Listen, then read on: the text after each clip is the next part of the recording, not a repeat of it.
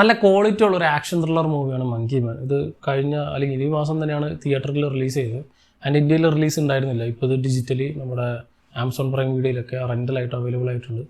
So ഈ cinema എന്തുകൊണ്ടാണ് ഇന്ത്യയിൽ റിലീസ് ചെയ്യാത്തത് എന്നുള്ളത് ഇത് കണ്ടു കഴിയുമ്പോൾ നമുക്ക് മനസ്സിലാവും. അതിനെക്കുറിച്ച് ഞാൻ പിന്നെ പറയാം. ഒരു ആക്ഷൻ ത്രില്ലർ എന്ന രീതിയിൽ ഈ സിനിമ ഒരു ജോൺ വിക്കിൻ്റെ ഒക്കെ ഒരു ചീപ്പ് റിപ്പ് ഓഫ് ആവുമെന്നായിരുന്നു ഞാൻ ഇതിൻ്റെ ട്രെയിലർ കണ്ടപ്പോഴൊക്കെ വിചാരിച്ചത്. ആൻഡ് അങ്ങനെയല്ല ഈ പടം. ഇതുവരെ നമ്മൾ കണ്ടിട്ടുള്ള മറ്റ് ആക്ഷൻ ത്രില്ലർ സിനിമകളിൽ ഒരുപാട് റെഫറൻസുകൾ ഈ സിനിമയിൽ ഉണ്ടെങ്കിലും ടെംപ്ലേറ്റ് സ്റ്റോറി ലൈനാണ്, അടുത്ത് നടക്കാൻ പോകുന്ന കാര്യങ്ങളൊക്കെ പ്രഡിക്റ്റബിൾ ആണെങ്കിലും ഇതുവരെ കണ്ട് ശീലിച്ച ഒരു ആക്ഷൻ ത്രില്ലർ സിനിമാറ്റിക് എക്സ്പീരിയൻസ് പ്രേക്ഷകർക്ക് കൊടുക്കരുത്, വേറെ എന്തെങ്കിലുമൊക്കെ ഡെലിവർ ചെയ്യണം എന്ന ഒരൊറ്റ മൈൻഡോടെയാണ് ഈ സിനിമ എടുത്തിട്ടുള്ളത് എന്ന് നമുക്ക് വ്യക്തമായിട്ട് സിനിമ കാണുമ്പോൾ മനസ്സിലാവും. അതുകൊണ്ട് തന്നെ ഇതിൻ്റെ ട്രീറ്റ്മെൻറ്റിൽ ഒരുപാട് വ്യത്യാസങ്ങളുണ്ട്. നമ്മൾ ഓൾറെഡി കുറേ നമ്മൾ കണ്ട് സാച്ചുറേറ്റ് ആയിട്ടിരിക്കുന്ന പ്രേക്ഷകർക്കാണ് ഇത് കാണുന്നത്.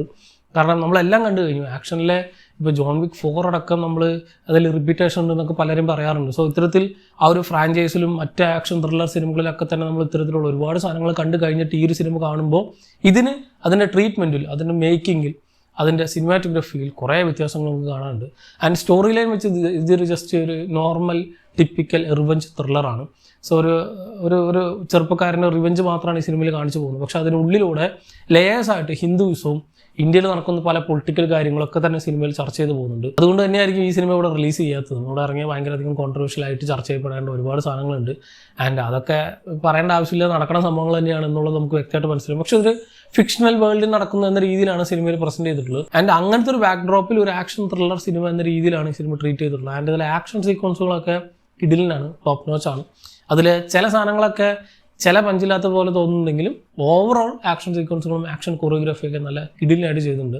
ആൻഡ് ഇതിലെ ട്രീറ്റ്മെൻറ്റിലെ വ്യത്യാസം, ഇതിൻ്റെ സിനിമാറ്റോഗ്രഫിയിലും മേക്കിങ്ങിലൊക്കെ ഈ സിനിമ എൻ്റയർലി ഡിഫറൻ്റ് ആയിട്ട് നിൽക്കാനുള്ള പ്രധാന കാരണങ്ങളിൽ ഒന്ന് ഇതിൻ്റെ മേക്കിങ്ങിലുള്ള first person, third person, second person പെർസ്പെക്റ്റീവിലുള്ള ഷിഫ്റ്റും ദെൻ കാണിക്കുന്ന സമയത്ത് ഈ മോഷൻ ട്രാക്കിങ്ങിലുള്ള കുറേ വ്യത്യാസങ്ങളും ഈ മോഷൻ സിക്നെസ്സും അല്ലെങ്കിൽ ഈ ക്ലോസ്ട്രോഫോബിക് എഫക്റ്റ് ഉള്ളവർക്കൊക്കെ ഒരുപക്ഷെ ഈ സിനിമ ഭയങ്കരധികം കല്ലുകടിയായിട്ട് ഭയങ്കര ഇറിറ്റേറ്റിംഗ് ആയിട്ട് തോന്നും. കാരണം ഭയങ്കര ഷെയ്ക്കി ക്യാംസാണ് ഈ സിനിമയിൽ ഫുള്ളായിട്ട് യൂസ് ചെയ്തിട്ടുള്ളത്. ക്വിക്ക് കട്ട്സ് ആയിരിക്കും ഫുള്ളായിട്ട്.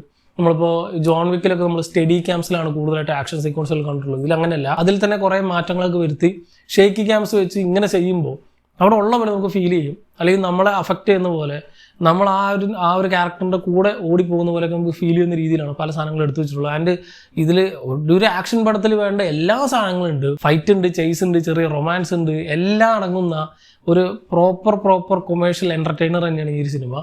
പക്ഷേ അതിൽ എല്ലാത്തിലും ഇപ്പോൾ ഫൈറ്റ് ഉണ്ടെങ്കിലും അതിൽ ചേസ് ഉണ്ടെങ്കിലും അല്ലെങ്കിൽ ഇതേപോലെ ആക്ഷൻ സീക്വൻസുകൾ വരുമ്പോഴും അല്ലെങ്കിൽ ഈ ഒരു ക്യാരക്ടറിൻ്റെ ബാക്ക് ഡ്രോപ്പും ഒരു പർട്ടിക്കുലർ ഒരു സെക്കൻഡ് ആക്ടിലൊക്കെ ഇങ്ങനെ ആയിരിക്കും നടക്കാൻ പോവുക. ഈ ഒരു ക്യാരക്ടറിൻ്റെ റിവൈവലുണ്ടാവും, കുറച്ച് ആൾക്കാർ ഇയാളെ എടുത്തിട്ട് പോകും, ദെൻ പിന്നെ രണ്ടാമത് ഇയാളെ ഇറങ്ങും എന്നുള്ള കാര്യങ്ങളൊക്കെ നമ്മൾ കണ്ട് മടുത്ത സാധനങ്ങളാണെങ്കിലും സ്റ്റിൽ ഒരു ക്ലീഷേഡ് ആയിട്ടുള്ളോ അല്ലെങ്കിൽ ക്രിഞ്ചായിട്ട് നമ്മളെ തോന്നിപ്പിക്കാത്ത രീതിയിൽ പ്രസൻറ്റ് ചെയ്തിട്ടുണ്ട്. സോ പ്രസൻറ്റേഷൻ വൈസ് എനിക്ക് ഭയങ്കരധികം ഇഷ്ടമായ വളരെ നല്ലൊരു ആക്ഷൻ ത്രില്ലർ എൻ്റർടൈനർ എന്ന് എനിക്ക് ഈ സിനിമ പറയാൻ പറ്റും. ഇതൊരു ജോൺ വിക്ക് ലെവലിലേക്കൊക്കെ ഉണ്ടോ എന്ന് ചോദിച്ചാൽ അങ്ങനെയൊന്നുമില്ല. അത് വേറെ, ഇത് വേറെ. അതിൽ നിന്നൊക്കെ ഇൻസ്പയർഡ് ആയിട്ട് നല്ലൊരു ആക്ഷൻ ത്രില്ലർ മൂവി. അതൊരു ഡെബ്യൂട്ടൻ മൂവി എന്നൊക്കെ പറയുമ്പോൾ ഡെബ്യൂ എന്നൊക്കെ നമ്മൾ പറയുമ്പോഴായിരിക്കും ഇത് ചിന്തിക്കുക പോലും ഇല്ല.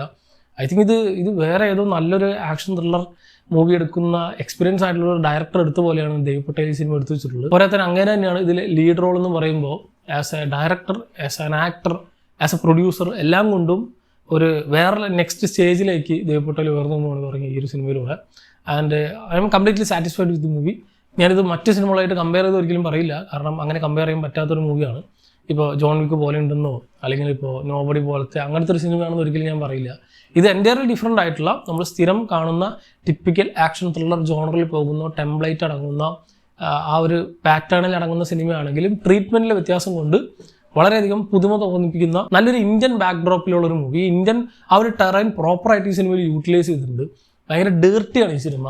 എങ്ങനെ ആയിരിക്കണമോ അല്ലെങ്കിൽ എങ്ങനെയായിരിക്കും നമ്മുടെ നോർമൽ ഇന്ത്യൻ സ്ട്രീറ്റ്സ് എങ്ങനെയായിരിക്കും, ഒരു സ്ട്രീറ്റ് ഫൈറ്റ് എങ്ങനെയായിരിക്കും, അതൊക്കെ ആയിരിക്കും സിനിമയിൽ കാണിച്ചു പോകുന്നുണ്ടാവും. ആൻഡ് അതുകൊണ്ട് തന്നെ ഈ സിനിമയിൽ ഒരുപാട് സെക്സ് ഉണ്ട്, ഒരുപാട് ന്യൂഡിറ്റി ഉണ്ട്, ഒരുപാട് പ്രൊവോക്കിംഗ് വേർഡ്സ് ഉണ്ടാവും, അല്ലെങ്കിൽ പ്രൊഫാനിറ്റി ഒരുപാട് കൂടുതലുണ്ട്. ഇത്തരത്തിൽ എല്ലാം കൊണ്ടും മിക്സായ ഒരു പ്രോപ്പർ അഡൾട്ടറേറ്റഡ് 18+ ആക്ഷൻ ത്രില്ലർ മൂവി തന്നെയാണ്. ആൻഡ് ഒരുപാട് വയലൻ്റ് ആയ സീക്വൻസുകളുണ്ട്. മറ്റ് ആക്ഷൻ ത്രില്ലർ സിനിമകളിൽ കാണുന്ന പോലെ തന്നെ ബ്ലഡ് ബാത്ത് എന്ന് പറഞ്ഞ ഒരുപാട് സാധനങ്ങൾ സിനിമയിൽ കാണിക്കാനുണ്ട്.